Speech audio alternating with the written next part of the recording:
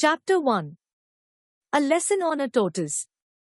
The last lesson on Friday afternoon in Standard 6 was nature study. The last lesson of the week is a weariness to teachers and scholars. It is the end. There is no need to keep up the tension of discipline and effort any longer, and yielding to weariness, a teacher is spent. Nature study is a pleasant lesson. I had got a big old tortoise, and I knew the boys would enjoy sketching him. I put him under the radiator, took out large empty shell that I had sawn into to show the ribs of some ancient tortoise. When I came back, I found Joe, stretching slowly and looking with indifferent eyes at the two intruding kneeling boys. So, I told them, bring out the nature books. I stroked Joe and his horny, blunt head with my finger. He spread out his legs and gripped the floor with his paws. I felt pleased with myself, knowing that the boys would be delighted with the lesson. At the end of playtime, I went to bring them in. They were a small class of about 30. A difficult, mixed class, consisting of 6 Gordon home boys, 5 boys from a fairly well-to-do home for the children of actors, and a set of commoners. The Gordons was a difficult set, crop-haired, coarsely dressed, distrustful, always ready to assume the defensive. The actors were some gentle, others polite and obedient, but indifferent, covertly insolent and vulgar. The boys crowded round the table noisily as soon as they discovered Joe. Is he alive? Look, his head's coming out. He'll bite you? Please, sir, do tortoises bite? I hurried them off to their seats and pulled the table up to the desks. I set them sketching, but they could not be still. Shall we draw the marks on the shell? Please, sir, has he only got 4 toes? Sir, he's moving.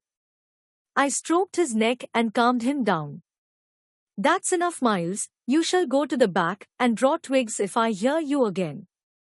I began to sketch diligently. Please, sir, can we have rubbers? I had said they should have rubbers no more. I could not keep my stock, I could not detect the thief among them. But it was Friday afternoon, and like a bad teacher, I went back on my word. The monitor went to the cupboard and took out a red box. Sir, he cried, 11. There is only 11, sir, and there were 15 when I put them away on Wednesday. The class stopped, every face upturned. Again, I cried, turning to the class with passion, to the upturned faces, and the 60 watchful eyes. Again, I am sick of it. Who is it? You must know. You are all as bad as one another. Marples. Where are those rubbers?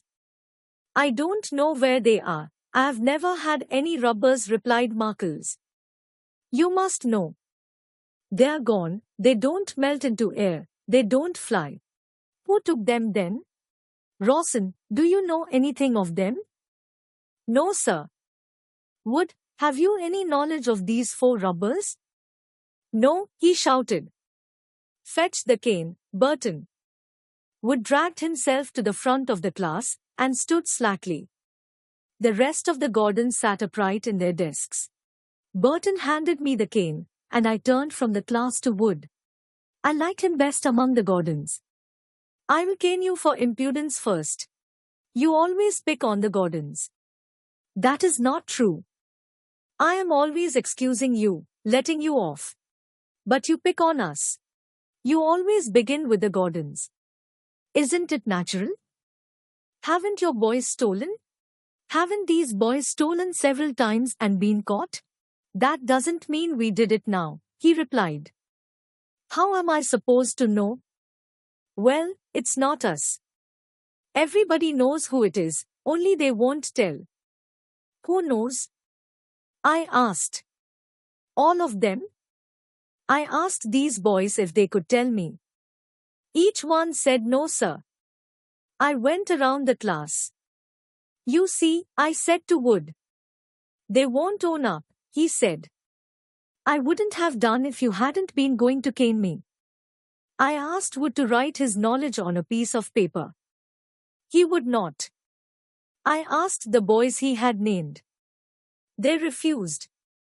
Let them all do it then, said Wood. I tore up scraps of paper and gave one to each boy. Write on it the name of the boy you suspect. They wrote and quickly doubled up the papers. I collected them in the lid of the rubber box and sat at the table to examine them. There was dead silence. They all watched me. Joe had withdrawn into his shell, forgotten. A few papers were blank, several had I suspect nobody. I threw them in the paper basket. 2 had the name of an old thief, and those I tore up. 11 bore the name of my assistant monitor. I remembered his shifty, anxious look during the questioning. I remembered how eager he had been to do things for me before the monitor came in the room. I knew it was he, without remembering. Well, I said, go on with the drawing. They were very uneasy and restless, but quiet. From time to time they watched me. Very shortly, the bell rang. I told the 2 monitors to collect the things, and I sent the class. We did not go into prayers. When the monitors had finished, and I had turned out all the lights but one, I sent home Kerwin, and kept my assistant monitor a moment. Cigar, do you know anything of my rubbers? No, sir, he said. No? Nor my pencils? Nor my 2 books? No, sir. I know nothing about the books. No? The pencils then? No, sir. Nothing. I don't know anything about them. Nothing, Cigar. No, sir. He hung his head. Very well. You will not help as monitor anymore. You will not come into the classroom until the class comes in any more. You understand? Yes, sir. He was very quiet. Go along then. He went out and silently closed the door. I turned out the last light and went home.